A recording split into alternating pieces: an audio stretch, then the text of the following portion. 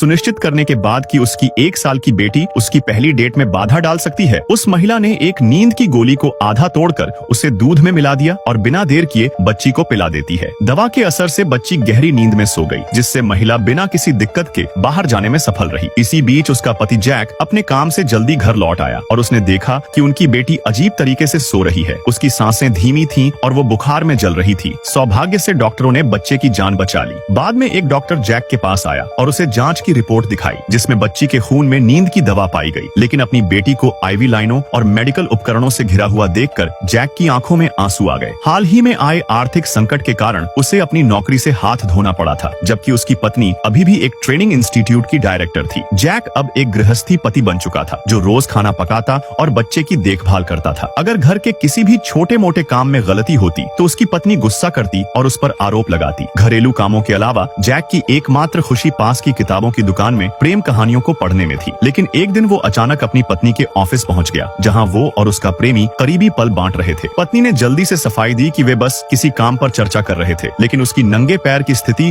और सहायक की घबराहट ने जैक के मन में संदेह पैदा कर दिया। घर लौटते समय उसकी पत्नी ने अचानक कहा कि उसे एक ग्राहक से मिलने जाना है और जैक को रात का खाना तैयार करने के लिए कहा, लेकिन वास्तव में वह सीधे अपने प्रेमी के घर चली गई। अगले दिन जैक ने अपनी पत्नी की चाबी के गुच्छे में एक अनजान चाबी देखी। जैक को शक हुआ कि जरूर ये उसी आदमी की चाबी है जिसे उसने अपनी पत्नी के साथ देखा था, और जब उसने उस पते पर जाकर चाबी ताले में डाली तो दरवाजा खुल गया। अंदर जाकर उसे बेड साइड टेबल पर अपनी पत्नी और उसके प्रेमी की अतरंगी तस्वीरें मिली। इससे भी ज्यादा परेशान करने वाली बात ये थी कि उसे अपनी बेटी के जन्म के समय की भी कुछ तस्वीरें मिली, जिससे उसे शक होने लगा कि क्या बच्ची वास्तव में उसकी अपनी संतान नहीं है। इस खोज के बाद जैक पूरी तरह बदल गया। उसने रोमांस उपन्यास छोड़कर जासूसी किताबें पढ़नी शुरू कर दी। कुछ दिनों बाद महिला फिर से अपने प्रेमी के घर गई और वहां बच्चों के लिए नए सामान देखकर नाराज हो गई। जब उसने अपने प्रेमी से इसका कारण पूछा तो उसने सुझाव दिया कि वह अपनी बेटी को वहीं ले आए और वे तीनों साथ रहें। यह सुनकर महिला को एहसास हुआ कि यह रिश्ता केवल कुछ ही पल का था और अब इसे समाप्त करने का समय आ गया है। घर लौटने के बाद उसने असामान्य व्यवहार किया, घर के काम किए और जैक के लिए खुद खाना बनाया और अपने इस व्यवहार के लिए माफी मांगी। जैक ने ज्यादा कुछ नहीं कहा, बस यही उम्मीद की